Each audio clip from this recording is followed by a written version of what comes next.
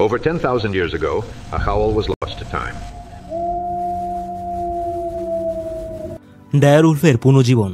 জিন প্রযুক্তির এক আশ্চর্য সাফল্য প্রায় 10,000 বছর আগে বিলুপ্ত হয়ে যাওয়া এক রহস্যময় ও শক্তিশালী প্রাণী ছিল ডায়ার উলফ। অনেক বছর পর আধুনিক বিজ্ঞানীরা আবারও এই প্রাণীকে জীবিত করতে পেরেছেন। তারা প্রাচীন ডায়ার উলফের হাড় ও দাঁতের নমুনা খুঁজে পায়। আধুনিক জিন সম্পাদনার সাহায্যে এই প্রজাতিকে পুনর্জীবিত করছেন। এটি জীববিজ্ঞান ও প্রযুক্তির দুনিয়ার এক বিশাল অগ্রগতি। ডায়ার উলফ আসলে কী ছিল?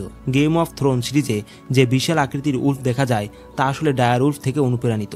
তবে বাস্তবে ডায়ার উলফ ছিল আরও বড়, আরও শক্তিশালী, আরও ভয়ঙ্কর। তারা সাধারণ উলফদের তুলনায় অনেক বেশি শক্তি ও গঠন নিয়ে জন্মেছিল। নতুন জন্ম নেওয়া ডায়ার উলফের নাম রাখা হয়েছে খালিস।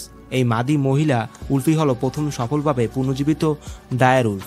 বিজ্ঞানীরা জানান এটি শুধু একটি পরীক্ষার অংশ নয়, বরং ভবিষ্যতের বিজ্ঞান ও পরিবেশ রক্ষার পথ দেখাবে। তবে কিছু প্রশ্ন উঠেছে। বিলুপ্ত প্রাণীকে ফিরিয়ে আনতে হলে বর্তমান পরিবেশে কী প্রভাব পড়বে? এইসব প্রাণী কি এখানকার জলবায়ুতে টিকতে পারবে? এই প্রযুক্তি কি ডাইনোসরের মতো বিশাল প্রাণীকেও ফিরিয়ে আনতে পারবে? বিজ্ঞানীদের বিশ্বাস এই প্রযুক্তি ভবিষ্যতে শুধু বিলুপ্ত প্রাণীদের ফিরিয়ে আনবে না, বরং পৃথিবীর জীববৈচিত্র্য রক্ষা ও পরিবেশ সংরক্ষণও বড় ভূমিকা রাখবে। এই সাফল্য নিঃসন্দেহে মানব ইতিহাসে এক নতুন অধ্যায় খুলে দিয়েছে, যেখানে অতীত ও ভবিষ্যৎ একসাথে পথ হাঁটছে। আপনি কি চান ডাইনোসরকেও আবার দেখা যাক পৃথিবীতে?